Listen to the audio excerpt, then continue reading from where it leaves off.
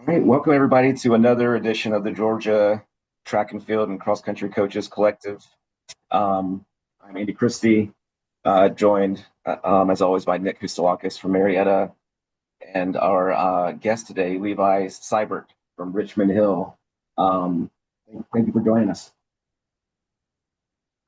We well, first of all, tell you a little about the collective before we jump in with Coach Sybert. Make sure you check out our website.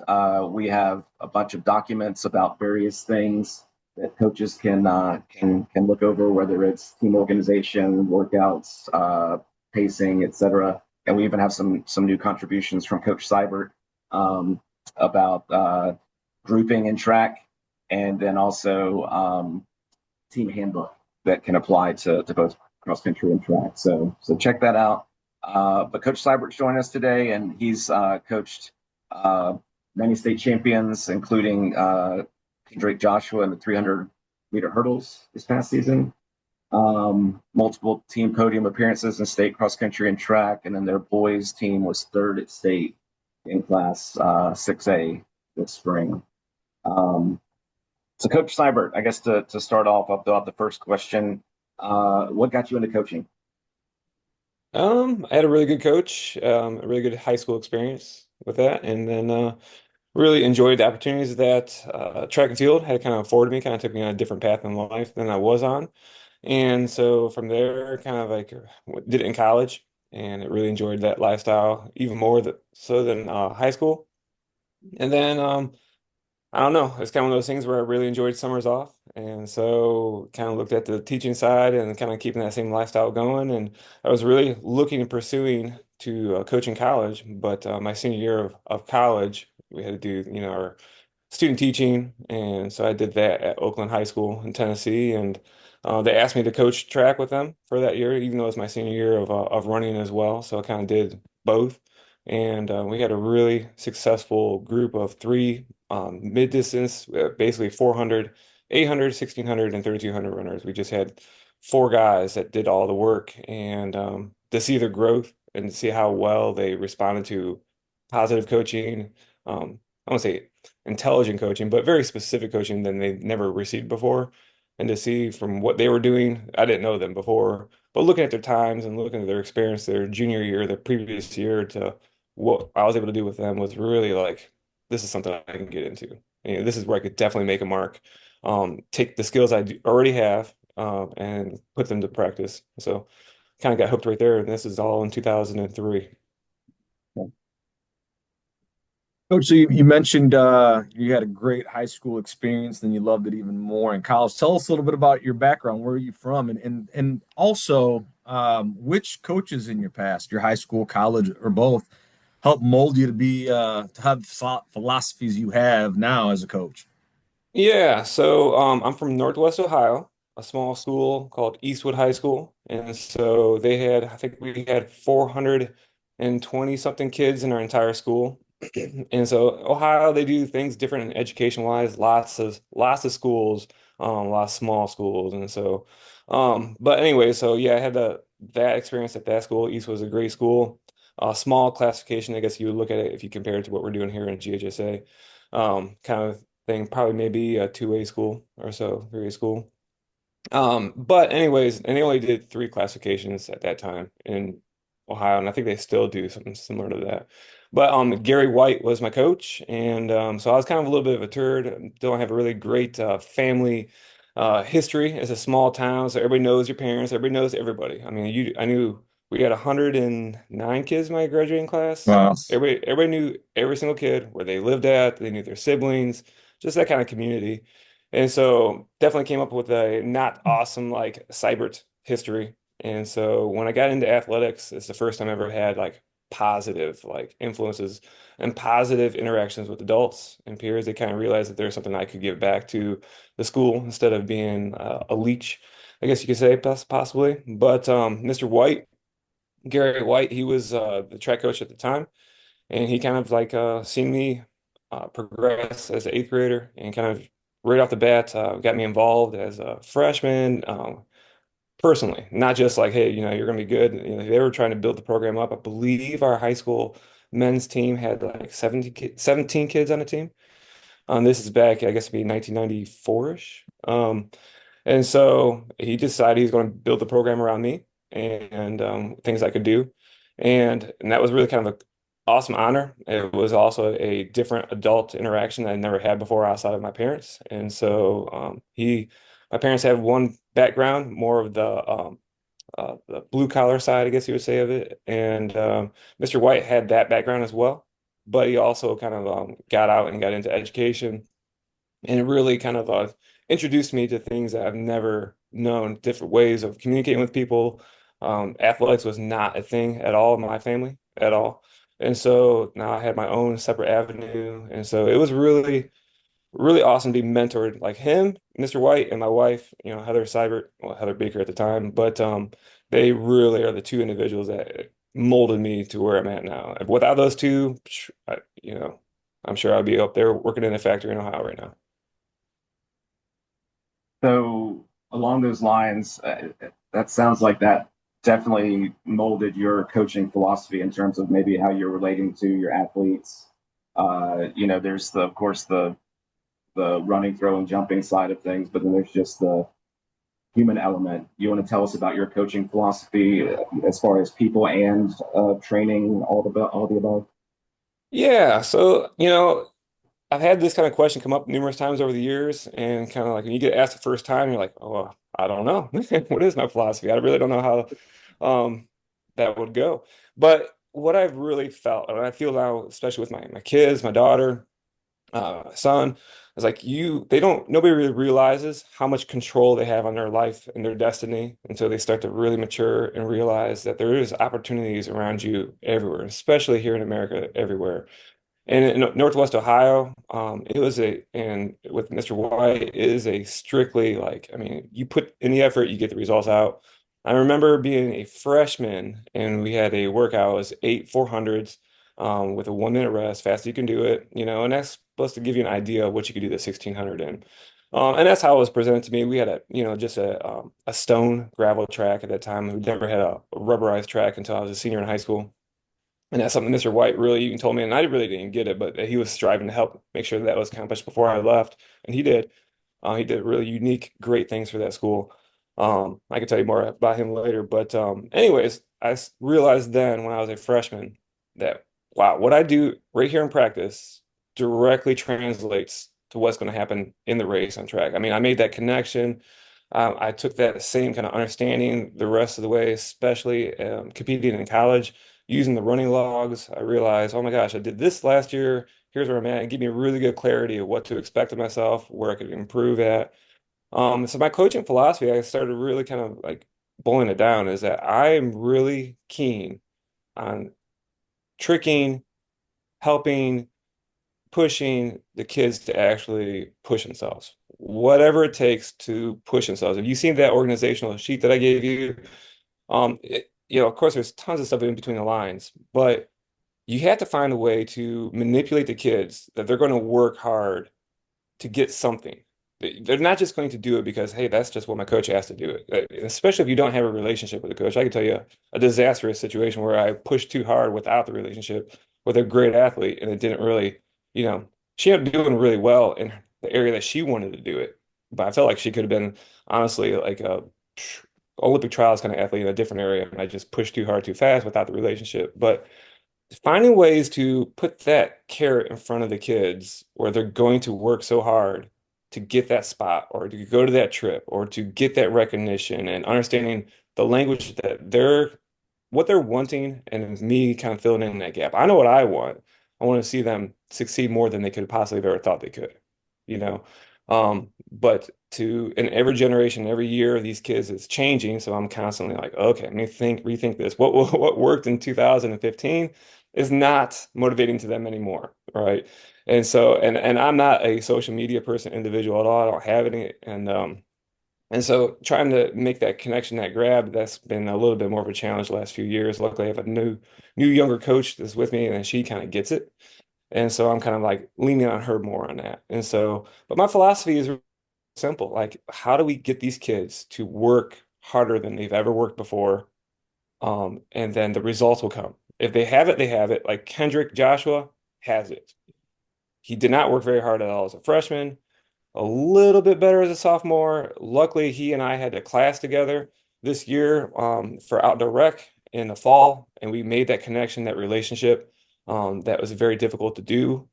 And he understood a little bit better about my motivation, my particular drive, desire, who I was as an individual, and that's a challenge. Like that, I don't think coaches understand and realize. Like we're trying to get a relationship with them, but they need to actually have a relationship with us. They need to be interested in us. Yep. Girls, it's a little bit easier. Guys, they're in their own world, you know. But once Kendrick understood me as a individual, he was much more willing to work hard in the area that he was not working in. That's definitely practice. You can look at some of our results online. I post tons of our practice results out there, and you're like, wow, this guy's number one in the nation in the 400 hurdles, top five in the 300 hurdles, and he's eighth in practice on kids that didn't even make it to the section meet. Like, what's going on? You know, so what's going on here? And so you'll see some of that sometimes, and then you'll see if you look at the trend with Kendrick, he kept on moving up as the season went on. Once I say, hey, just like that 400s, what you do right here will make that other area shine for you. And that's what you want, and you understood what he wants. He understood what I was wanting for him was the same thing. And so that's my philosophy. It's real simple. I mean, just finding ways, tons of different ways to get the kids to actually work really hard. Everything else will take care of itself. Yeah, that's ultimately the art of coaching. There's, we do have for some of us, we have our training philosophies, but when it comes to pushing the right buttons and finding the right motivation for each athlete, I mean, it's not cookie cutter. Every kid is different. Mhm. So trying to get them to see your vision and what you see the potential you see in that athlete, having them see it in their own mind, that's an art. That's an art that Mhm. it takes years of just people skills and working with kids to perfect that. And even I've been doing this 20 years, and that every day is a challenge for me. So I completely agree with that perspective. But that leads me to, I'm going to change gears here, staying in track and field. But you did mention a lot of the endurance events in your history in the past and your coaching. But track and field specifically, I'm sure as a head coach, you got many responsibilities. You wear many different hats according to what your team needs. But what do you gravitate towards? What's your truly favorite event or events or group of events to coach? I truly love the 400, 800 areas. My 800 is my favorite for sure. And that's why I was so excited to see 16 people line up for finals at the state meet. That totally changed the 800 event to this exciting, strategic, this combination of basically talk about track and field being a lot of people don't respect it, they don't understand it. Just like there's tons of stuff that we can be taught to really appreciate equestrian if we wanted, if somebody would Sure. actually take the time and we had the interest to learn about it. But the public doesn't get what we do behind the scenes. It's not as simple as just going out there and sprinting around the track one time. It's not as simple of 2 laps. There's a lot of strategy, I guess you would say, to it. There's science to it. And there's knowing your body, knowing the competition, making these split-second decisions when you're in oxygen depth and you're not even thinking straight anyways, but still when you have to respond and seeing it. So I love the 800. And the 400 to me is that threshold where my passion is at, is just seeing the kid lay it all out on the line, where they're going to have to go more than just talent in the 400. That's that little area right there where they're going to have to actually have some heart. And you're going to see the character of an individual when things are not automatic. When, 800, 400, those are things that they're going to have to go deep into the well of their personality to show, what they want and what they're going to do. So I really love those two events. And the great part about track and field, especially the three of us, we're at big schools, so we have multiple coaches, which is different than some other small schools, and really cool, trajectory of Richmond Hill High School. Like when I came here in 2007, started coaching, as an assistant in 2007, we were I think 3A school at that time. We had 1,100 students right now at that point, and today we have 2,700 kids. Wow. So we went from one coach, one track coach to, at the most I've had is 8 track coaches with me, and And I am not, I'm gonna be honest, I'm not, oh my gosh, I just drool over watching the hammer, or the discus or the shot. I respect those kids. I understand their pressures are different, their techniques are different, they're different personalities. The track and field is like America's melting pot of sports. You have kids that can't eat.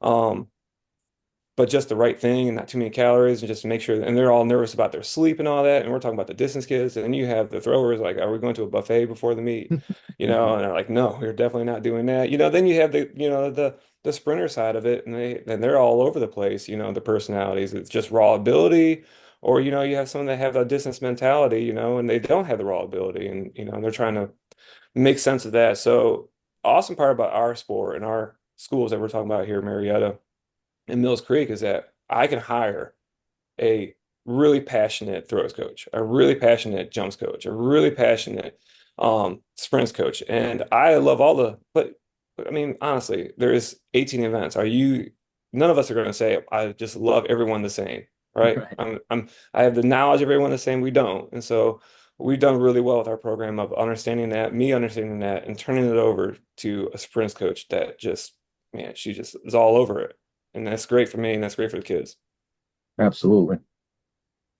Well, since you mentioned the 400, 800, I want to ask you, how do we get more of those 400 runners to buy into, let's try the 800? Because, we got the 4x8 a few years ago, thankfully, but you see typically the 16 and 32 kids stepping down.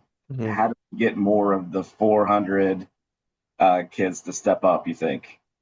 Well, I don't know. I thought you might ask something like that down the road.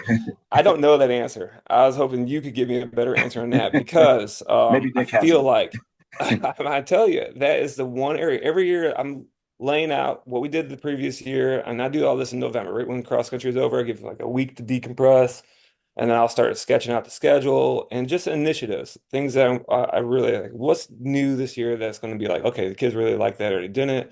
Where can we improve? Girls are great at dividing themselves in my program at least. Like, hey, we have, distance, we have sprints, we have throws, and you have 60 girls, and they girls are so good at like, you know what, that's already taken. I'm moving over to this area. Guys are super bullheaded. I'm trying to think my numbers for the guys. I think I did end up with like 82 guys on the team of our at one point we had 140 on the roster. But we had 80 of those were guys. And I swear, if I'm just throwing numbers and think of top of my head, I know like two-thirds want to be sprints. They just want to be sprints. And of course the throwers are going to be throwers. You're going to say they only want to throw, and that makes sense.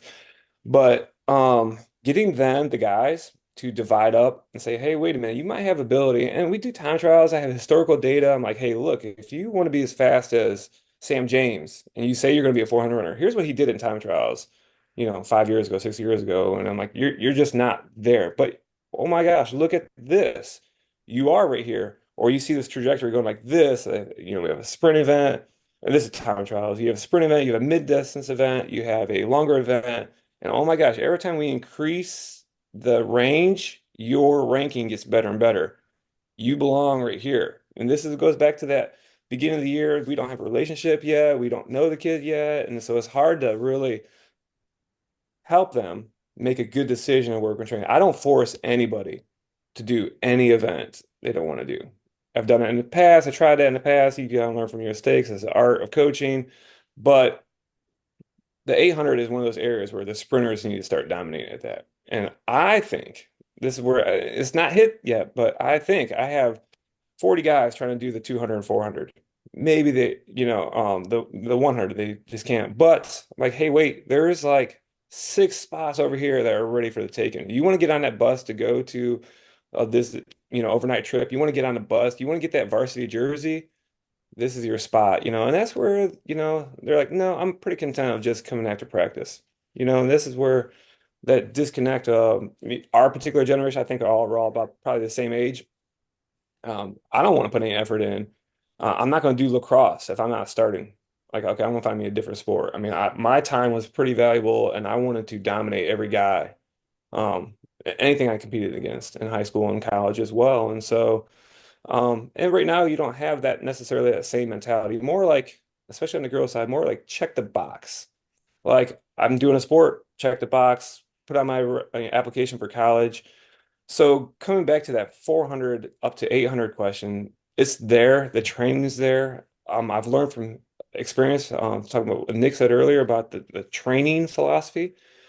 The 800 is actually not nearly as complicated as what I thought it was when I first started coaching. I see some kids, like we have a kid, we got disqualified in the 4x8 at the state, which was heartbreaking.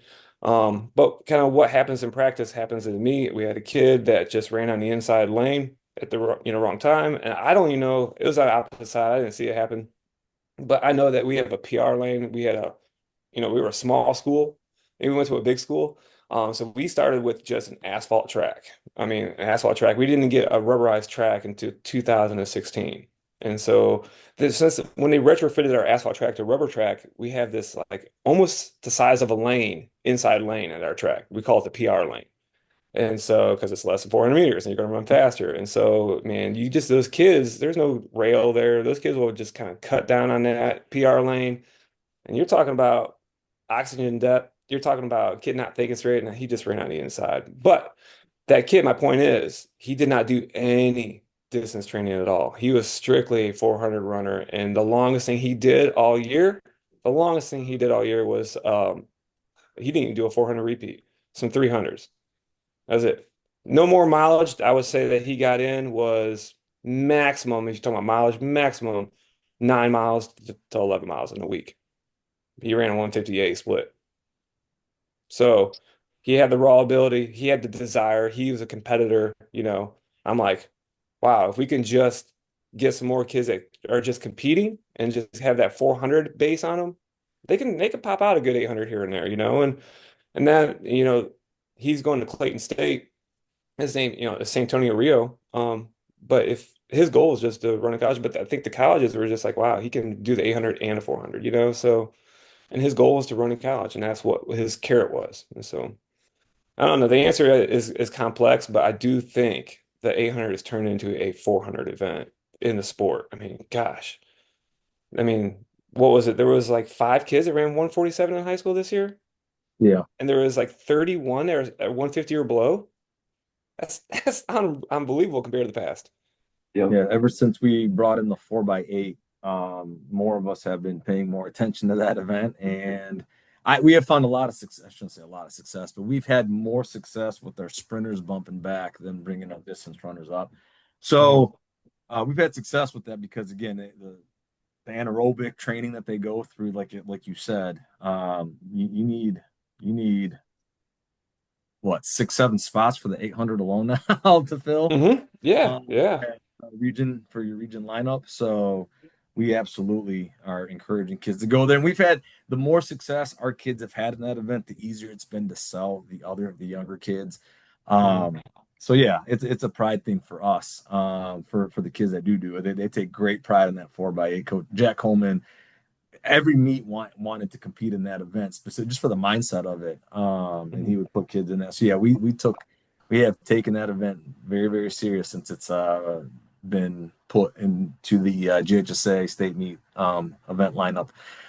Moving on though, with staying with the trends, how do you stay in? How do you keep up to date with the latest training, with all that? Do you do USATF level classes? Are you do you? And so you said you don't really have social media, but how do you stay up to par with the most recent trends in training and all that? Yeah, so one thing that Mr. White that I understood early, I was really respected it. We all have teachers that will you can tell they've been in the classroom for 30 years and they're probably doing the same thing. When we were growing up, they were and Mr. White, this is back in 1994, whatever, he had been doing it already for like 15 years or whatever. Well, he's been doing it for a while. And then, but I was really impressed with his approach to going to clinics and taking stuff from the clinics and incorporating something new every year. And that really taught me as a young guy, but especially now, like I really respect like you guys. I know that you guys are very involved. Both your programs are amazing. I know that you guys are doing new things every year and trying new stuff. And the ability we have with technology is that if we have initiative, if we want to get better at something, the resources are there. The people are willing to share, willing to improve. And I think that's a huge element of this track inflation everybody's talking about. Everybody getting faster. There's one element that I don't think many people discuss is that now there are so many ways that your coaches can get better at seeing what other people are doing and doing better training team practices than they have in the past. The training is just better, it's more spot on. And so I'm all about the professional development side of it. I'm all about improving it. And I wasn't at the beginning of my coaching career because you know, I competed in college. You know, I did 1 year of graduate assistant work at as a coach for Western Kentucky. And so I had all these things I kind of really knew worked as an athlete, I knew worked as a coach, from my Oakland experience. And then I was really just like not interested in learning anymore. I was more like, because I felt like all these people had these convoluted, terrible ideas. You can go look at 800 training and you can see easily 5 different approaches to it. Which one's right? Which one's wrong? You know, so and it kind of erodes at your confidence if you kind of start doubting, you know. But you also got to be like not so arrogant that your way is the only way. There's multiple ways to get to Rome. And so as I started getting more comfortable with our success, we had, you know, a handful of state champions. I'm like, okay, I know this works. You know, how can we get better? I like podcasts a good bit. There's I think it's called On Coaching, Steve Magnus, and this other guy, I can't remember his name. But they bring up a lot of really good topics. I'm all about the mental side of the sport, and I really like that element of it. So I'm all about the podcast. I am USATF level 1 certified. I did that a long time ago. I found a course. That's not USATF. It's USSCCA. We probably all get this. Too Yep. many letters. That organization needed to think about that again. Yeah. They could brand themselves a little bit better. But I took a speed and power course back in August. I got certified in that so that I can, and not even that I actually do anything with the sprinters. I'm not their sprinting training coach, but I do write their plans. And I do, you know, like try to deliver that to the other coaches and help them, you know, see my vision and work with, but they're the boots on the ground. Like this doesn't work, this does work. A lot of those professional developments and those courses I do during COVID, oh my gosh, holy smokes, man. I got a membership to I think it was that same organization, or maybe it was USATF, and I watched all kinds of online conferences that year. All kinds. I mean, so many notes. I'm like, okay, what do I do with all this? So I'm cool with all of it, but I'm a slow tweaker, as in like I will slowly tweak what we did last year. And here's the easy one. One disastrous year was the year that we right after COVID, we did the Feed the Cats. You know what I'm talking about? That was it Yep. Tony? Okay, Holler. so yeah, yeah. One of my coaching friends in Ohio, he sold me on it. He's a great salesman. I mean, he's just as passionate. Brian Zabel was a great coach in Ohio, and he sold me on it, and he just convinced me like almost like he was getting commission on it. So, and I'm like, well, let's do it. I mean, these kids would love it, and the kids did love it because the workload was so small, and we lost the identity for a year of what actually made us successful. That was one of the worst performing years we've had on the sprint side in years because what they say is going to work, you know, when you listen to these college coaches or these other coaches, you know, and all that. But when you get with a group of our size, when you have 80 kids, no. I love that Bo Schlemlinger or Boo Yeah. Boost. LSU phone No, coach. Yeah, he's got great. I love his ideas, the way that he comes about things. But let me tell you what, that does not work with high school kids. That, you know, if you start fast and go long, like he likes to suggest, they think that you just really pissed them off. They they hate you. They hate you because what you start with is what they expect. You could only go down if you're going to want to get that continued buy-in. You know, like when you start with, hey, we're doing fly-ins and we're going to slowly kind of take that speed and increase it throughout the next few weeks, you know, to a longer, like what Bo likes to do. Oh my gosh, man, when you say, hey, we got 200s today or 300s, they're like, no, I quit. I quit. So the feed to cast was cool, but that was a bad year. And then I was able to take, I like Clyde Hart a lot, Baylor.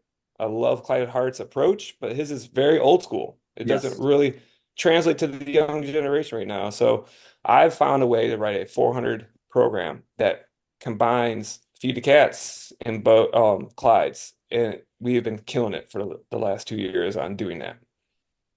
Oh man, so much good stuff there. I think about what you just said. I think, and actually, you kind of beat me to the punch because I was going to ask you what you feel like you've improved in your coaching, but you kind of talked about it with going out and looking at other coaches and what they're doing. But I love that you brought up that you can't just take a training plan and expect drop it into your school and expect it to work. Like, Right. and what might work at another school is great. Maybe it totally works for their community, but it might not work for somebody else's school. I have talked, I think, on this podcast before about I went all in on Jack Daniels 8 years ago or something, and I had used a lot of some of his philosophies before, but I was like, I'm going by the book, and I did it for a year or so, maybe a little less. I can't remember, but what I realized was this is great if you're dealing with post high school athletes, but not my kids. At least I was like, there's not enough. We just needed more of like at race pace work and more intensity so they get used to that before race Mhm. day. And there were just other things that I realized this is great. He's very smart, but it's not for me. And I needed more of a different style. And actually what it did was it kind of made me realize what I'd been doing was better for our program. So sometimes I guess the coaches are watching this, try new stuff, but you might either realize, hey, what I was doing before was better, or I'm going to take this part of that program and, like you said, make a hybrid. Because everybody knows their kid's the best. What might look best for some other program might not be what's best for your program. I know I'm preaching to the choir, but No, 100%. It's really good because we're all three of us and people even watching, they're passionate about getting better as a coach. They're passionate about the sport. mhm. And so, the challenge you have is that, just doing the right thing is not, yeah, like you said, it's just not copying somebody else's stuff. It's actually using your brain. And that's the fun part about it. We had I mean, it's a totally different side story on this, but it goes to the same thing. We had an issue 6 years ago, 7 years ago, where we had an athletic director for the county, or not, he was just over sports, and they're really pushing kids to be able to do two sports at the same time for the same season. And they do that at the middle school here, and I get their philosophy. I'm not even going to get into all that, but for the middle school, if that's good or bad for them, but they try to do it to high school. And he said this is all in front of all the other coaches at this county meeting. And it's a small school system as a whole, but it's like, wouldn't you want a kid that can like possibly win state to be able to, help your sport out and not just soccer? I'm like, no. No, I don't want to be a bus driver. As a coach, we don't want to just have a great athlete. And then Kendrick, for example, we don't want to just have Kendrick win state and look good for the school. I want a relationship with Kendrick. I want to know that I was able to pour into his life and actually be something. I don't want to be just a bus driver, getting those good athletes on the bus and off the bus. And you kind of look at this right there. You don't want to just copy somebody else's program and implement it. You want to be that artist. You want to be that individual that really pulls it all together, has that brains and has that like this was something I helped build. And so getting the tools out there and understanding the science behind the sport is great, but growing and thinking and analyzing is that's the fun part about it. Absolutely. I love what you just said about not being a bus driver because you got to have those kids that buy into the program, that are members of the team, not just a ringer that's showing up once or twice. And at least from my program, that if we won or were successful, it wouldn't mean as much if Mm. they weren't totally bought in. Coach, part of our mission, I guess, our goal here with the Coaches Collective is to network with other coaches, is to, we're Andy mentioned the literature and all the documents that we have available on our website, which you contributed to. Um, you know, what advice would you have? And actually, before I ask that question, let me ask you first, would you, to put you on the spot, would you please be a part of our mentoring list of coaches that we have that we for whatever events you feel comfortable with, but middle distance, 4-8. We'd love to add you to our list of mentor coaches that we're trying to compile here. We're trying to get it back up. We haven't branded it yet with a specific name, But with that being said, what advice do you have for a new coach, whether they're someone young and eager with a background in track and field and cross country, or a new coach in the state of Georgia that has been tasked with coaching track and field? What advice do you have for someone who's just starting out? Yeah, there's definitely two different beasts right there with that coach. We have in our particular area, our coastal area, we're at South Georgia. The trend has been, and this is where you guys are all killing us. You're hiring coaches that are into the sport. And that if there's any athletic directors ever see or think about this, this is where it's a real simple thing. Don't hire a baseball coach to coach cross country if their passion is all about baseball. And don't hire a basketball coach to do cross country because they want to do some training for their basketball kids to get them in shape. And that's the trend that we've had in our particular area of the state, where I'm competing at the beginning when I took over in 2000, well, came in 2007, took over in 2010. I'm competing against a bunch of individuals that are just the soccer coach or just these other coaches that are just football coaches and track that have no passion for the sport. That's it. And they may be great individuals, and I'm sure they're great individuals almost across the board, but they're not passionate about the sport. And so the first challenge you have, and it's real simple. I mean, I would say to anybody, cross country, if you stick with it for 5 years and you actually care about it, you'll be great by your sixth year. You just gotta understand how it works and all that. It's a very simple sport. It's really learning how to work with the group dynamics. There's 100 very good training plans out there that you can choose from. That's a little more cookie cutter, I think, in that particular area. But you got to stick with it and you got to be passionate about it. So if you were talking about the athletic trainer or a director that hires on the soccer coach to do, cross country, all that stuff, they just need to actually realize they're working with high school kids, that this is a big portion of their life. They need to put the respect into the fact that you're going to mold these kids or open doors up that soccer would not open. Baseball would not open, basketball would not open, football would not open, and you're touching their lives in a unique way, and you need to respect that and use these resources and the resources out there to get better at your practice. And I mentioned in an email to Andy last night. What I really liked about your guys' collective that you have right there is right below every area had the person's name, the school, and the email address. If I came across something I liked that you put out there, Nick, I know exactly how to get a hold of you. And I already know as an individual that you must kind of care or you would not have provided that information. So I'm not apprehensive about inconveniencing you because you've already put yourself out there already. Andy's already put himself out there already. So I hope that other coaches can see that, like, hey, wait a minute, this kind of wets my whistle. I want more. I need to understand better. You've already provided that first lead that they need. I'm not going to be able to is Jack Daniels even still alive? I don't even know. The guy's been I around think so, forever. but yeah, but I know what But you mean. yeah, Yeah. probability of getting a hold of him and saying, "Hey, can you explain this a little bit more?" Man, that's pretty slim. I'm not even going to try because I understand he's a national figure, right? But Nick's not national. He's in the state and he's obviously passionate about getting better. So I think that's the first step. Somebody that's actually into the sport and all that, you have to kind of lose your ego a little bit. You got to realize that, at beginning for me, I mean, honestly, at the beginning for me, when I started coaching Calvin and Kevin and working with those athletes and Chris, this is back in Tennessee, it was an ego thing for me. I'm like, oh my gosh, man, can take what I already know how to do and I can make these kids little superstars, and they would not have done that without me. It's like this is the Levi show. This is amazing. I love it. I got this little extra power I've never had before. And then and that just changes over time. It just changes over time. You realize that, hey, like in our case, we've won state and I've had state champions. So one thing that's great for me personally is I've checked most all the boxes I want to check in my coaching career. And so that kind of opens the door like, hey, if I have a third athlete that's just really, really good, I don't feel that pressure to keep him on the team anymore. Like, I'm sorry, we've already climbed that mountain. It's not like you're going to take us there. And so that helps me a little bit. But those other coaches that are really into the sport realize that it's not really necessarily about you, but you are definitely the ship captain, right? It's really it's on that ship, that cargo that's what counts. It's really what counts. It's what people want to see delivered to the actual port. It's not that they see the captain's face.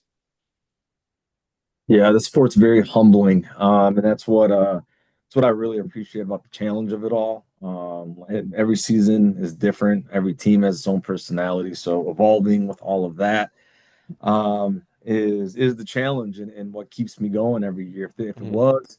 If it was very much so rinse and repeat, I'd get bored. I really would. So that challenge keeps me going. But to your point, um, Andy, do you have any more questions? Yeah, I still got, well, I got one more. But before I jump into that, I really like your, like you talked about a couple of questions back, not forcing a kid to do an event maybe that they don't like. And I can relate to that because I've had kids that I thought should be more mile, 2 mile, but they were really into the 800. Mhm. And did we leave something on the table? Yeah, but the kid and I would probably be miserable if I forced them into an event that they just hate. And that's Yeah. tough as a coach because I am like, no, but I think you could be better. But if the Right. kid's not bought in, and Hmm. kind of similar to the coaches you were talking about, like if they're a baseball coach but they're being asked to coach cross country, are they really going to be that invested? It's yeah, it's kind of similar idea to me. But I guess my last question is, what are the things that just really get you excited as a coach, whether it's at meets or at practice? Um, what are the things that after all these years you're just like, oh yeah, I still love this? Yeah. I'm a state championship kind of guy, as in like there's a couple things to answer that. I'm sorry, all my answers are very long, but you kind of, I start the year every now and then, and I'll mention to the kids, like, hey, if we could have the state championship next week, would you guys be all about that, or, would that be exciting? Especially if we won state, like this is like on week one of the season. And the answer is usually no. It kind of looks like a weird kind of question, but if you think about like what we do, um, we would not enjoy the sport. Like what Nick just said, if it was just a cookie cutter, like we do the same thing year in and year out, there was no different, right? I like the state championship because it's a 15 week, now it's 15 weeks for cross country, slow burn to get to that point of where you build the culture, you run into problems and the kids help you work through those problems. You have somebody that's amazing runner now they have a stress fracture. Now you need your number six person as your number five person. Can your group get that number six person, the number five person in a positive way without pressuring that kid, right? Because he didn't have that spotlight on him before. And you work through all kinds of like personality, understanding individuals. So that long championship thing I love to get to the end and say, wow, we made it from really rough beginning. Like we've won regions. It's nothing like your guys' regions. Don't get me wrong. This is not a brag at all. Not a brag at all. Because our region area is much easier than where you guys are at in Atlanta area. But we've won it for 12 years in a row for the guys and 13 for the girls. But like the guys team this last year, I mean, I told our athletic director and a principal, I'm like, we're not winning the regions this year. Like that streak is over. I mean, like I could told you this was possibly the case a year ago. And we started the first week of practice. I'm like, this is a really rough guys team. Like we don't have even close to town. I'm looking at the time trial stuff and I'm like, this is not good. But it is what it is. It's fine. It's not like the kids are bad. But throughout the whole year last year, it was just like this went right. This kid bought in that you never thought was going to buy in, and next thing we just barely win regions, just barely win regions by a couple points. And it's just regions, all right? And I'm not a big regions person at all, but it's big to the school, it's big to the community. Um, but I knew that was like a very big accomplishment from where we were at a year ago to where we started the year 15, in that case, it would be 14 weeks earlier. Like this was a huge, huge win for the program. And that's exciting. And that's exciting knowing, and this is not football. This is not, basketball. This is not this popular American sport. Only you, Andy, or maybe Nick, if you looked into it, would understand what just happened. Maybe my assistant coaches, but everybody else does not. And so it's a humbling thing, like Nick said, because nobody really cares. It's not like it's a money generating sport, but the kids care. Yep. And you're making a difference in that memory that they're going to have for the next 40 years, 40 years. And that's worth something.